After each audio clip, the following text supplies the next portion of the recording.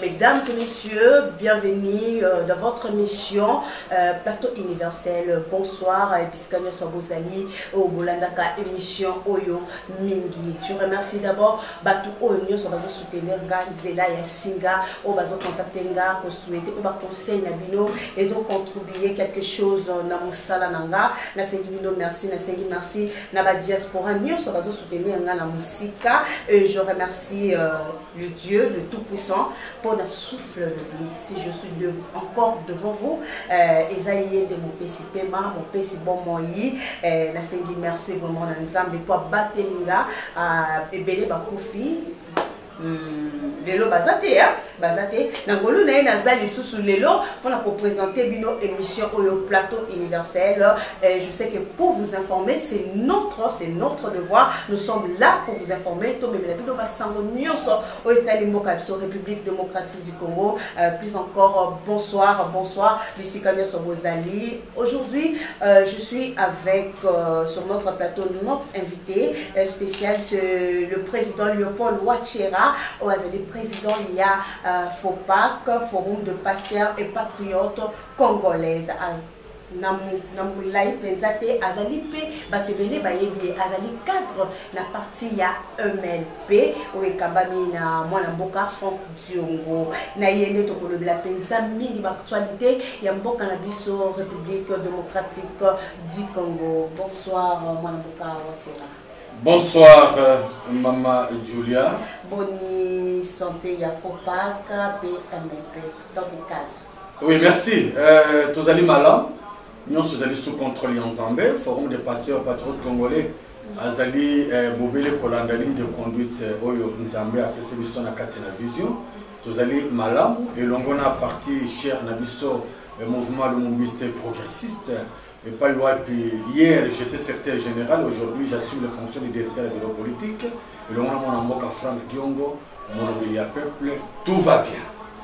Voilà, avant d'entrer dans le sujet, la mission pédale aux clés, on peut savoir idée qui pensée par rapport à l'expulsion, il y a ambassadeur, il y a Rwanda, la RDC, tout le monde, ma association Moussoussou, à partir de Moussoussou, marché pour la collégater, moi, ambassadeur, il y a Rwanda, à l'Ouamboka, la mission République démocratique du Congo. Oui, merci madame. Tu sais, RDC Totali qui a inventé vocabulaire et cicaté, il y a un terme à travers le monde, Oyo Tolobaka, persona non grata, c'est-à-dire suite à tel ou tel comportement. Et il y a dans le monde entier, les alliés le Lengemoko, ambassadeur, il y a Rwanda, il n'a pas tenu de propos, les alliés qui honoraient le peuple congolais. Il nous a qualifiés de tous les noms. Alors que Tozali Bobele Kolobela, Wezali Koleka à travers le monde, un peu Mwanamboka, prix Nobel ya Kinya, prix Nobel la paix, à Pesaki, Makanisina et Monelinaye, Ndenge Rwanda Zali, Kosala Makambo Malongo Banité, Katina territoire Nabiso ya Congo, mais hélas, pour cela, il ne fallait pas dire n'importe quoi, jusque même menacer de mort Mouyembe. Cela n'est pas normal, cela n'est pas digne. Yangwana et Congolais sont télémi, lobby, et si il y a Messie Wana, les alliés Wate Azonga Kigali, gouvernement congolais doit écouter le peuple, la volonté du peuple, tolobite que tokati relation à Rwanda, mais néanmoins, le représentant qui est ici ne mérite pas être sur le territoire congolais, sur le sol congolais. C'est une personne non grata, il doit rentrer dans ce pays, ambassadeur, nous n'avons pas de problème avec le Rwanda, mais avec ces messieurs-là, qui fait fonction d'ambassadeur de Rwanda dans notre pays. Ce monsieur dont nous ne voulons même pas citer le nom parce que c'est un nom qui énerve tous les Congolais. Et Senglia Zonga, j'apprécie la procédure où le peuple congolais a s'engagé dans la rue pour réclamer son retour. Eh bien, le Congo n'est pas l'unique pays au monde. Je soutiens et j'approuve. na tozo botonzi mwana mboka tozo mata tozo kende likambo oyo etali coalition ya FCCP cash mikolo bazo chamingi likambo bazo titre za mingi likambo ya révélation nalingi kotuna na mokuse bana mboka bazo tuna nani azo jouer carte ya malamu to carte nini entre les deux présidents bazo jouer entre les deux leaders ya coalition FCC cash qui joue les cartes.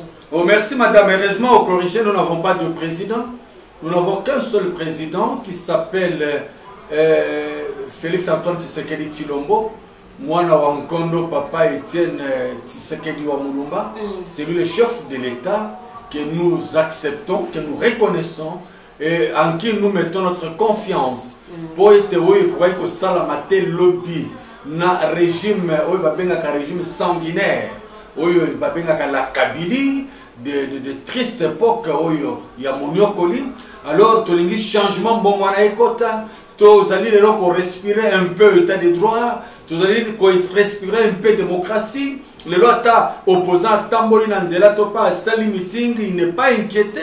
Et bah gaz lacrymogène les allez copema sauf bah un trio bah que zangate dans tout rassemblement. Donc coalition FCC cache madame. Je n'ai jamais cessé de me répéter et je n'ai jamais changé mon langage. C'est une coalition contre nature. C'est un mariage diabolique et démoniaque qui ne trouvera pas le sort du peuple congolais, qui ne trouvera pas le bonheur du peuple congolais. Mais hélas, aujourd'hui tout le monde est en train de comprendre que les alcooliques, excusez-moi, mariage homosexuel. Ils ont une raison d'être na yangote. Les lots qui ont pas déclaré à haute voix que les balles couffent. Parce que ça semblant, kokutana, kosolola, et l'eau qui a malongé pour faire la manakachu anate. Tant de révélations. Coalition président na oazali koto mususu azali cadre to président ya ngambu ya FCC po ba bongisa na itamboli o ezotambola bien te la coalition la bango ezali assemblaté. Écoutez madame, depuis bakota libala wana batikala kozala sincérité katina bango batikala pe ko s'étendre sincèrement le bon côté pour se soutenir basala kaka bakuba. Hier nous avons appris avec l'indigérable Tunda Yakasende ou Yatonda Kabasende qui avait parlé de Yemei. Aujourd'hui nous sommes à Yemei et Koufaizate. Donc les alliés mariage contre nature et contre ceux qui tozali kokende lentement na organisation ya makambo ya solo que l'état de droit il y a un changement autour qui bisonnoso et les parce que ba quand jambe ezali c'est pas un mariage sincère. D'un côté FCC fait semblant d'accompagner le chef de l'État, de l'autre côté il souhaite son échec lamentable pour qu'ils aient un discours en 2023. Papa, moi, Nangambu ya FCC Bazali clair pour la qui ça a été, il y a d'autres places que le président Félix Antoine Tshisekedi a respecté tes accords dans Bango Basinaki. Bango Bazo la qui ça clair péta. Je ne cesserai jamais de le dire, madame, que Mbokezo Kambemana Mibeko Oeba Bengi Constitution, pas par un accord quelconque, diabolique soit-il. Tous avez une constitution. Quand chaque fois le chef de l'État a besoin de signer par exemple une ordonnance, à Sitakaba article de la constitution, à consulter les organes où ils sont concernés, le conseil supérieur de la magistrature quand il s'agit de nommer les magistrats, le au conseil à défense quand il s'agit de s'intéresser à l'armée, on ne peut pas citer quelque part l'accord et en plus accord ni accord au Balbagi, tu soutenir yo soutenir en 2023, non c'est faux. Donc aucun article de la constitution est lobby, il faut la référence na accord où est signé que on sait où til le long tu arrives la commission accord en moisalité, tout le monde spécule à sa manière. Mais aucun article de la constitution est autorisé. Écoutez, la sagesse où est pas mon amboka Félix Tshisekedi, alors qui était pour la paix dans le pays, j'étais obligé de pactiser même avec nos ennemis d'hier. Et ça dit sagesse et outil dans Zambé, pour être maquillé tangate, oui, et belé ba prophétisa ka ekatombe, était molola ekokita, ma belé kofunga ba beba to bakodinda.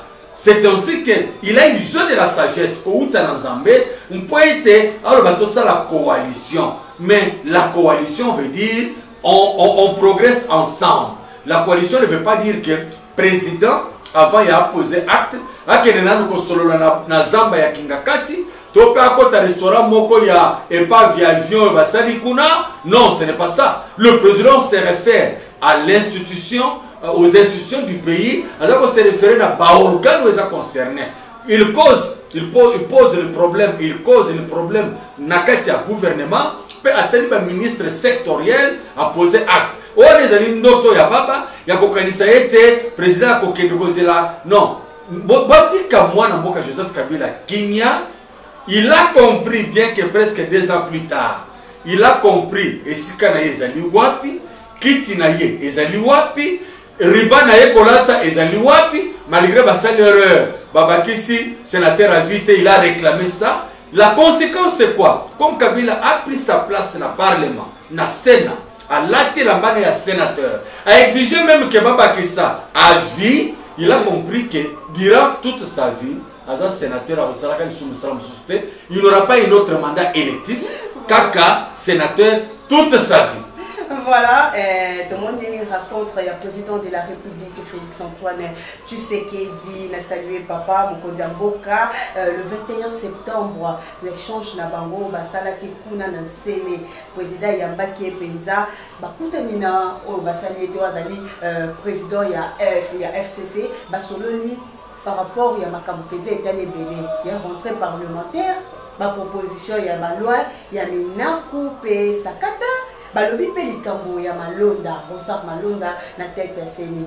Tandis que le président yemoko ayebi ete mbilinga mbilinga sala métro ba marche pacifique et salami. Est-ce que ezalé qui vraiment important ya ko sala réunion pour kolobela makambo wana to ko changer ba stratégie ba ebete oh déjà simba kité il fallait ba changer stratégie mususuke ba zonga kaka na likambo oyo peuple congolais et boya. Oui, écoutez, comme mali solo ezali problème te.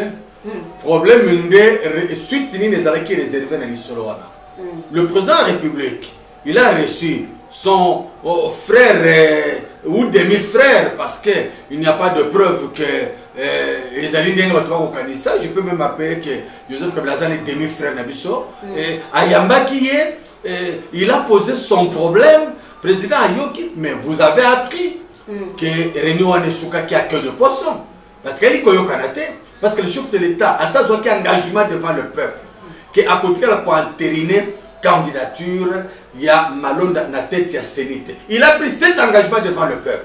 Je vois très mal le fils de Tshisekedi se contredit. Le président Azoyo Kapé a copissé Ango pour que l'Assemblée nationale va voter qui était pour Rosar Malonda Azala wana kaka na Sénat c'est pour bamoni aza compétent il y a pour diriger l'élection en 2023. Oui, na intérêt ya Kansongolo. Écoutez madame.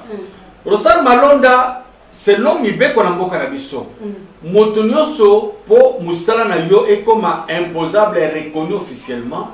Il faut président, il y a république. Ouais, ça Félix Antoine Tshisekedi.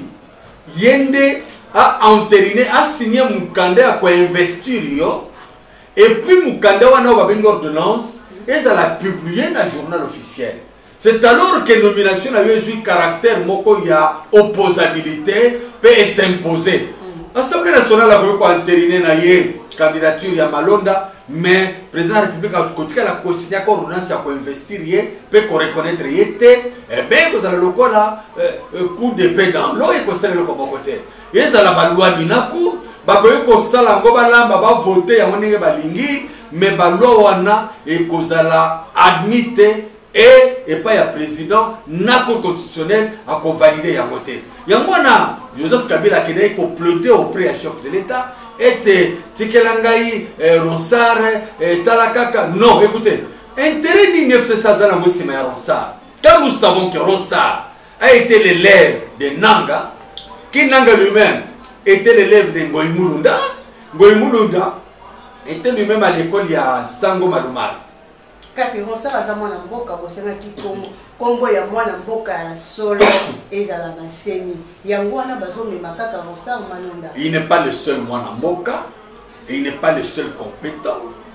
Si on dit qu'il a l'expérience, mais expérience moko ezali fondée na base ya mabe parce qu'il sait comment on a nommé et pas yananga ba député oyo bazali leloko kwa kosala musala te pour l'intérêt ya peuple. Donc il a l'expérience de tricher, il a l'expérience de tripatouiller, il a l'expérience de déranger les choses. Yango bazako a continué dans sale besoin. Et bien l'heure du changement a sonné.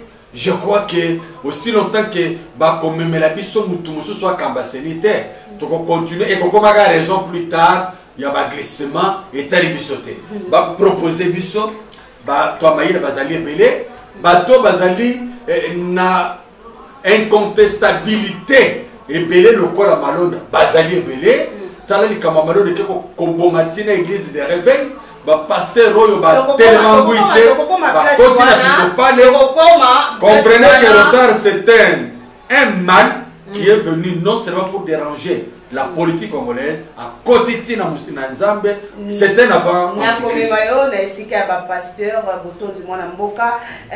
To continue na deuxième point au état de l'élection 2023. Les Lezolobama mingi pour coalition Oyo et zo sala binga binga d'autre part tous les deux côtés mutu na mutu aza komi ben a déjà se préparer ko banga déjà ezali.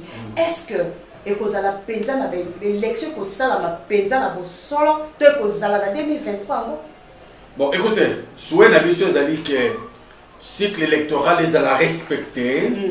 Mboka nabiso évali sa démocratie. Les a su ali kukumate le kola na bamboka nyonso na mokili. Yebani tena eleko songolo élection ko salama ba kontroza ba kambi au peuple à kopona. C'est ça notre souhait. Ba le kambango na révision ya loi électorale.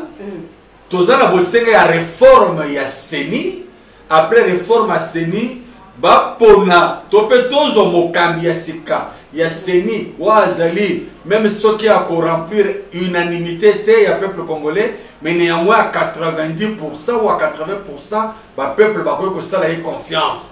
C'est alors que on n'y peut pas décider à sa identification ya population bien avant tous les élections. Oyo bazali ko continuer ko bina mbutu et pas il y a front des corrompus congolais wana babengi FCC, ils allaient pour perdre le temps et après ils crieront par la suite glissement oh ya baba sala ki desa ba moni angote mais bazo belela lelo mwana mboka pona sagesse ozala kanango tebe tozali penza moto moko motu ya mingi na mboka la biso na coalition ezokende vraiment nani a organisé élection ko eza na coalition na ngambu ya cash to ekozala na ngambu ya coalition FCC na cash pour baroner ça bazo diriger mboka.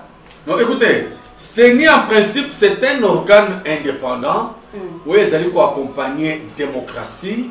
Il y a moins dans la Seni to ko zala mutu ya couleur politique te le ko la Ronsard mutape perdre ya mutu za ko boyaye na Seni to ana bosenga ya mutu moko za neutre et oyebi que probité morale pe utaka na reno ya mutu na okaki bande mususu ko proposer à tort ou à raison le docteur Mukwege peut-être par son nom et tout ce qu'il a fait dans ce pays il peut vouloir faire mieux pour honorer comme on a et ce qui va payer président Sasseni mais Ronsard qui n'a rien à perdre qui est prêt à fuir comme les autres c'est ça donc Seni il faut quand même une personnalité neutre avec une probité morale avérée pour passer à l'honneur. Il y a combo na bango, ba même la biso ba élection moko kitoko.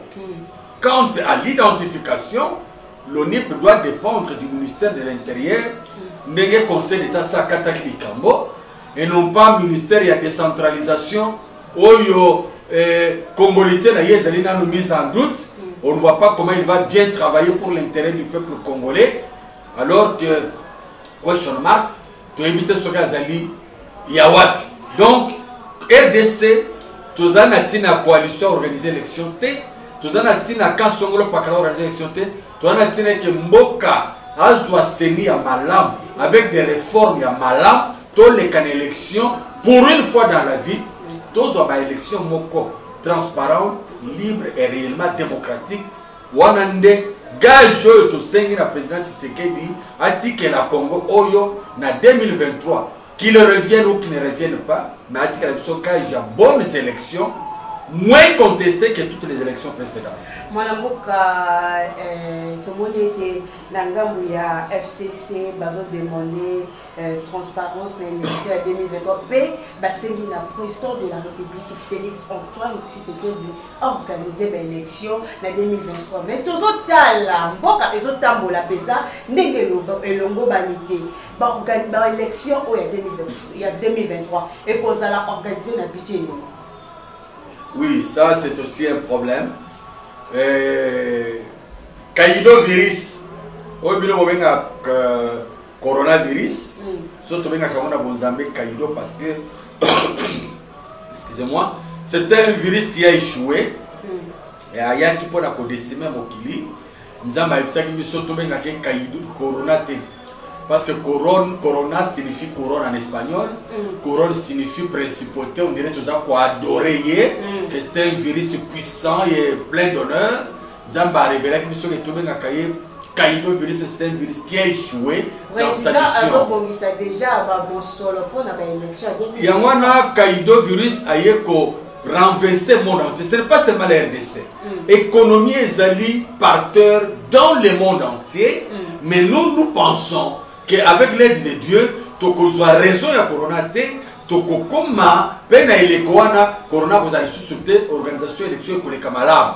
Nous voulons que n'hésitez pas perdre temps, n'a ko discuter na gauche et droite, batika gouvernement soit concentration, pe apanda kotia déjà qu'est-ce il y a élection pembeni pour tourner les can élection, quoi biso na MLP, to se retirer dans le processus électoral en 2018.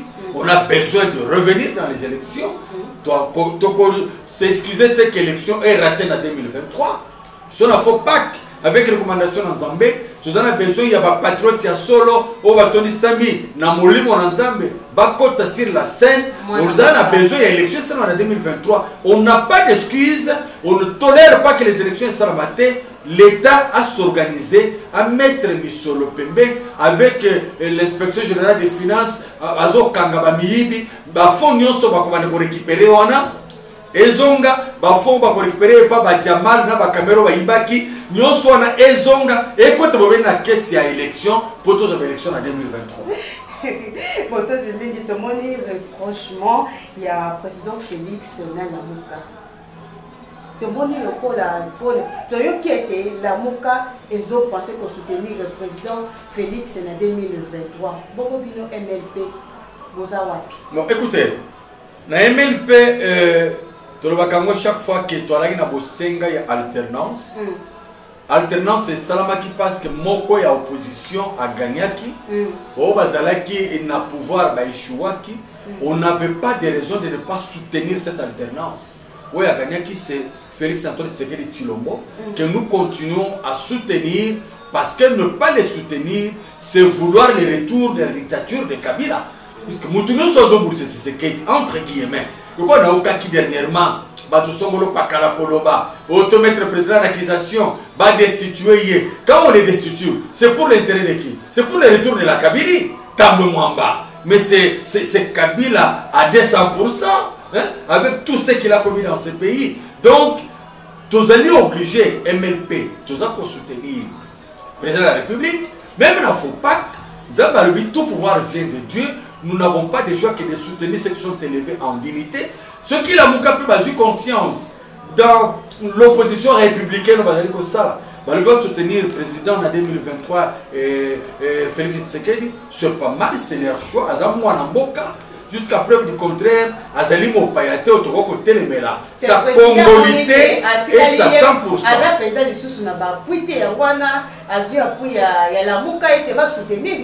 Bon, la Mouka ni parce que Tozana la Mouka, elle Moussousou, oyo ezali na mbutu oyo vérité des îles na ngoto ebite soki ekomi na niveau nini yo zo réclamer vérité des îles pour dire que toyebi ete entre temps osenga ke ba destituer une contradiction avec Martin Fayulu qui est descendu vraiment au bas de l'échelle. Nous avons comprendre ce qu'il a compris et on peut te dire que même hier pour la remise et reprise on ne sait pas qu'est-ce qui se passe mais la mouka il y a elle il y a battu qu'on réfléchit le cas la Moïse Katumbi le cas la Jean-Pierre Bemba oui parce que ça la opposition républicaine où ils ont reconnaître le pouvoir pour accompagner le pouvoir en donnant des propositions contraires à l'acte. C'est ça ce que nous devons faire parce que celui qui est là, c'est nous. Dans l'opposition, changement. C'est lui qui incarne ce changement. On n'a pas de choix. Ce qui peut soutenir, c'est pas mal, mais tout n'en faut pas que vous allez longueur en Zambé, vous allez côté l'orientation en Zambé, jusque-là, tout le Félix Tshisekedi dans les bons. Mais d'ici 2023, il ne faut pas que vous ayez l'orientation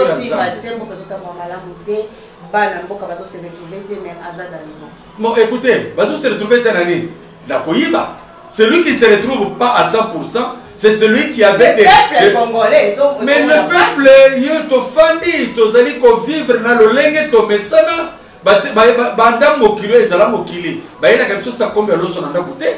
Ba ina kabiso kilo Thompson na ndakute. To se demenaka nde to se demenaka.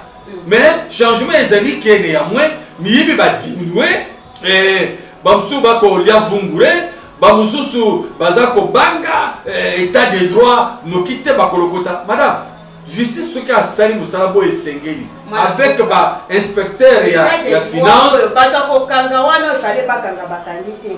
Mais batususu baza ba innocent de baza na kati ya kasho. Bon, éviter nani aza innocent. Nous devons faire confiance dans l'appareil judiciaire. Nous devons faire enquête. Et puis, nous devons sur le Mokolomo côté. Nous devons faire malembe.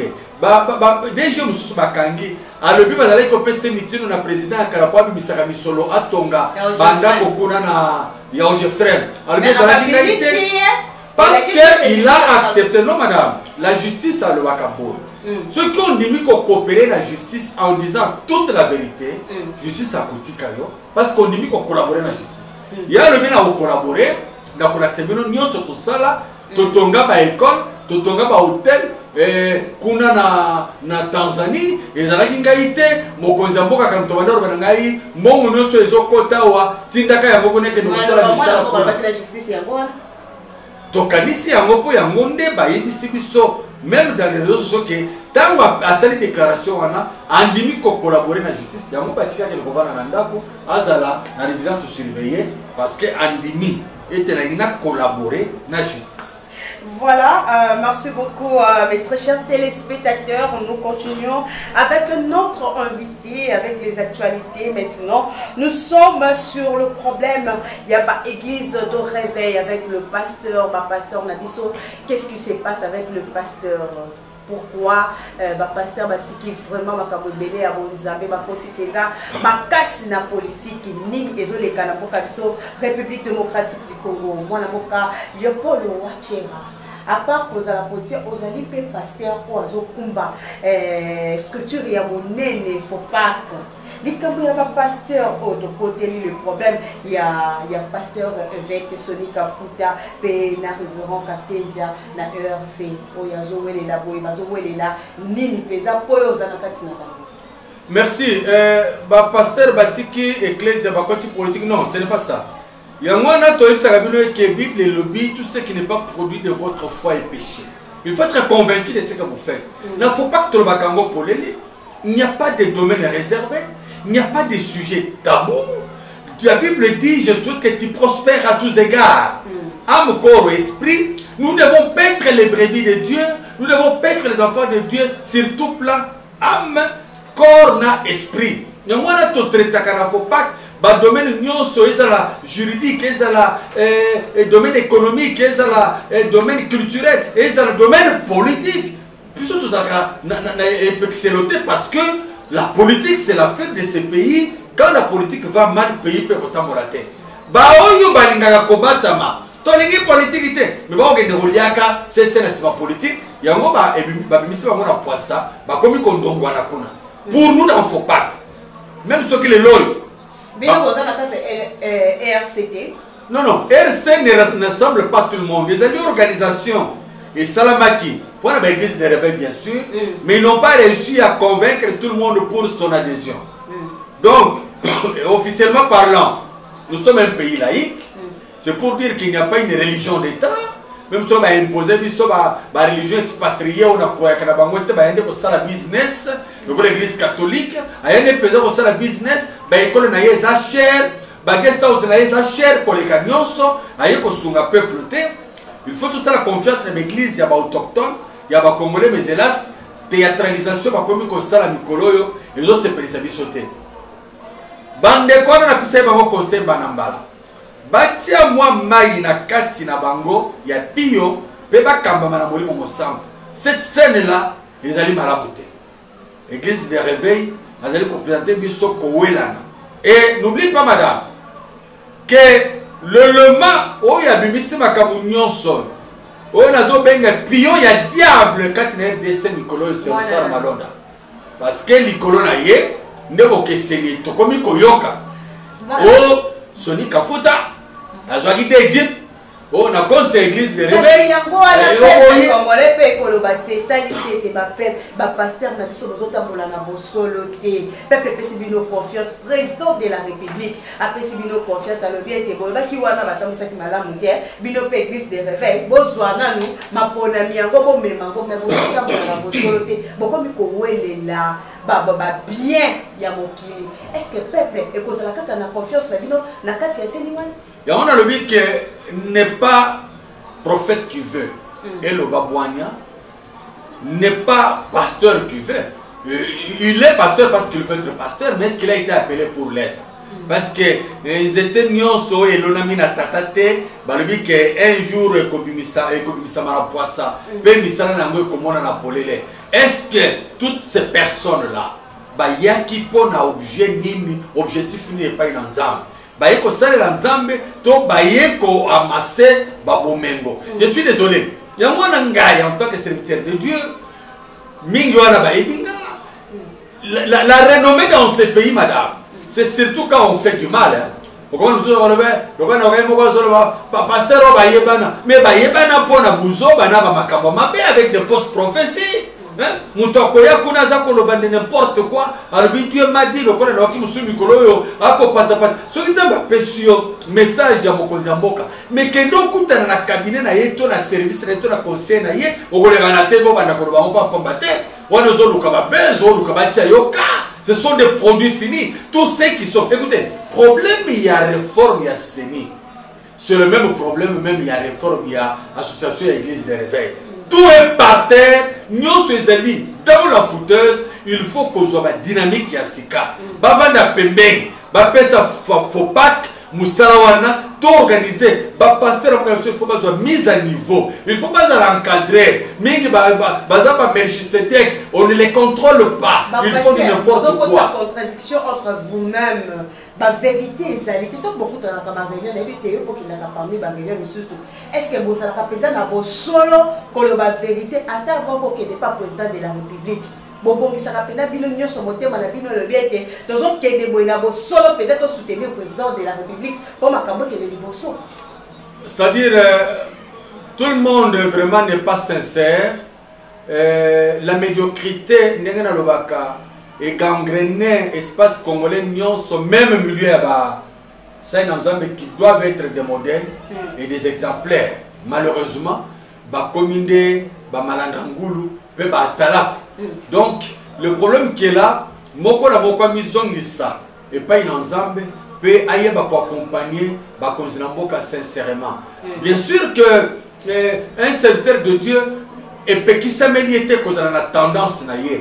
Mais quand tu es devant les gens pour parler, un serviteur de Dieu, il faut la pacificateur, il faut la unificateur, la moralisateur. Donc, la boutoise pour rassembler.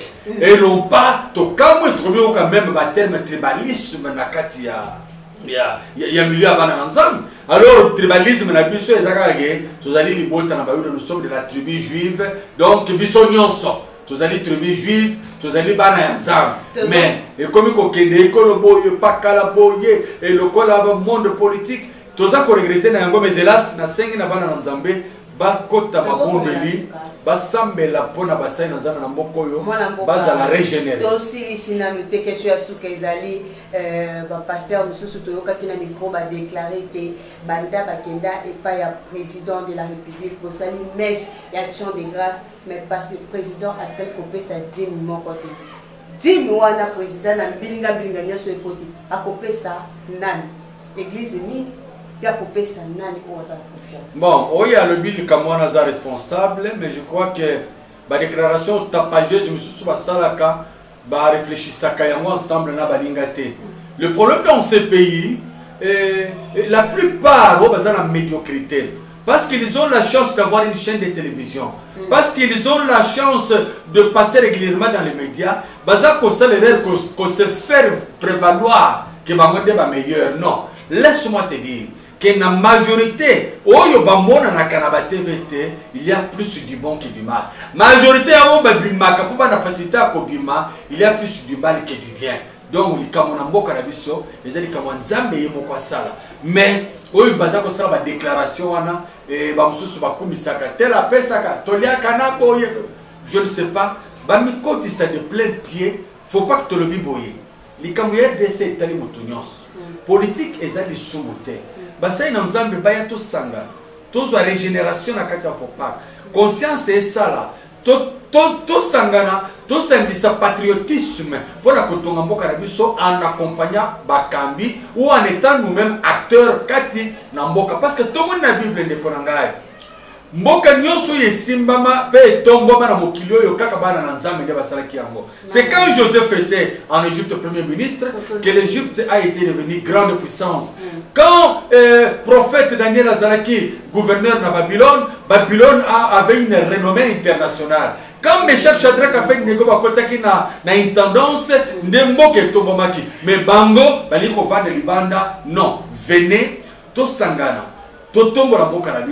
C'est permis par Dieu, ce n'est pas un péché. Mot de la fin et quelle révélation vous avez pris pour notre pays, République démocratique du Congo, par rapport aux élections en 2023, parce que tous autres déjà, ça va prophétie dans Bango et mot de la fin, parole pour le peuple congolais, message pour que ça présente de la République pour le peuple aux États-Unis. Je n'ai pas une prophétie spéciale. Pour 2023, comme certains aventuriers, sans nous donner par quel mécanisme, mais on va prophétiser que tel aboya. Non. Moi, ce que je sais, Dieu m'a dit, que tu as conscience pure, c'est-à-dire,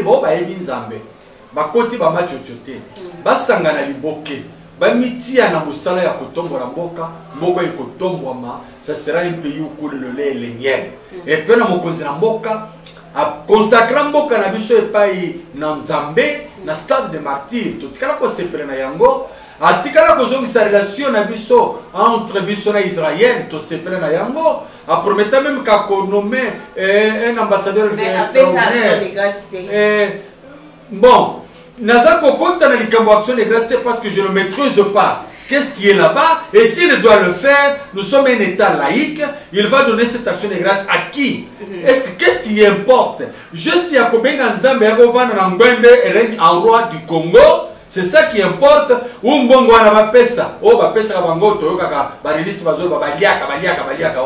Les actions de grâce, au chef de l'État, c'est qu'il continue dans le bon, en mettant Dieu à l'avant-plan. Nzambe a continué à jeter lueur de bonté na mandat na ye pour n'importe la biso et liboso. Et s'il continue dans ce sens, Dieu m'a dit qu'à cause de Nzambe na ye et pourquoi pas lui donner un nouveau mandat en 2023. Merci beaucoup.